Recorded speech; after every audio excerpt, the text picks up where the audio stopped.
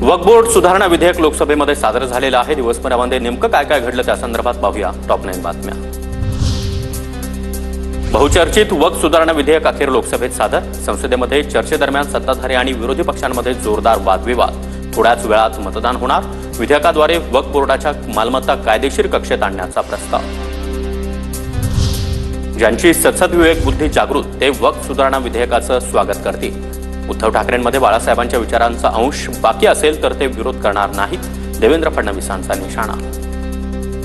ज्यांची सद्सद विवेक बुद्धी जिवंत असेल तर मला अपेक्षा आहे की ते बिलाला समर्थन देतील, या बिलाचा विरोध करणार नाही। वक्फ बोर्डाच्या संपत्तीवर लाडक्या उद्योगपतींनी कब्जा मिळवण्यासाठी प्रयोजन।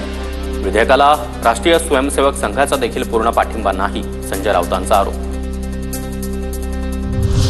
ठाकरेंची शिवसेना वक्फ सुधारणा विधेयकाच्या विरोधामध्ये मतदान करणार। सूत्रांची माहिती। राऊतांच्या पत्रकार परिषदेनंतर सस्पेन्स वाढला तर विधेयकाला पाठिंबा की विरोध हे मतदानानंतर खासदार सांगतील। राऊतांची प्रतिक्रिया।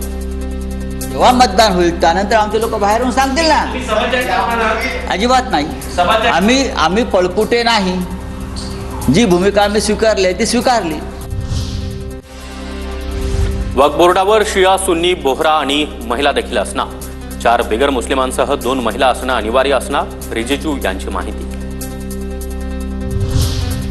हा फक्त संपत्तीच्या नियोजनाचा विषय। रेल्वे आणि लष्कराची जागा देशाची जागा असते, मग वक्फची जागा खासगी असू शकत नाही। किरेन रिजिजू यांचं सभागृहात म्हणणं। रिजिजू यांच्या भाषणावेळी मात्र विरोधकांचा गोंधळ। पहला रेलवे, इंडियन रेलवे, फिर इंडियन आर्मी मतलब इंडियन डिफेंस का, और फिर कहता है वक्फ बोर्ड के पास जमीन है। ट्रेन का पटरी लगा हुआ वो रेलवे का प्रॉपर्टी थोड़ी है, ये तो देश का प्रॉपर्टी है। वक्फ सुधारणा विधेयकामध्ये अनेक मुद्दे चिंताजनक वाटत आहेत। विधेयकामुळे अनेक अधिकार सरकारकडे जातील। 1.2 लाख कोटी रुपयांची जमीन सरकारकडे जाईल। आज आपण गप्प बसलो तर उद्यापासून एक समाज संपवला जाईल। खासदार निलेश लंकेंचा विधेयकाला विरोध।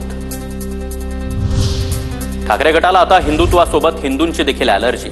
अरविंद सावंतांचं भाषण ऐकून वाईट वाटलं। बाळासाहेब असते तर हे असं भाषण करू शकले असते का? खासदार श्रीकांत शिंदे यांचा ठाकरे गटावर हल्लाबोल।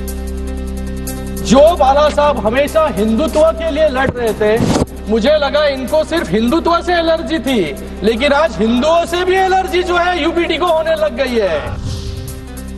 राज्यसभेमध्ये बोलताना संजय राऊत चांगलेच संतापले। बोलताना सत्ताधारी पक्षातून एकानं बाळासाहेबांच्या नावानं डिवचण्याचा प्रयत्न केल्यानं राऊत भडकले। 10 वेळा पक्ष बदलणाऱ्यांनी बाळासाहेबांचं नाव घेऊ नये, राऊतांचा निशाणा।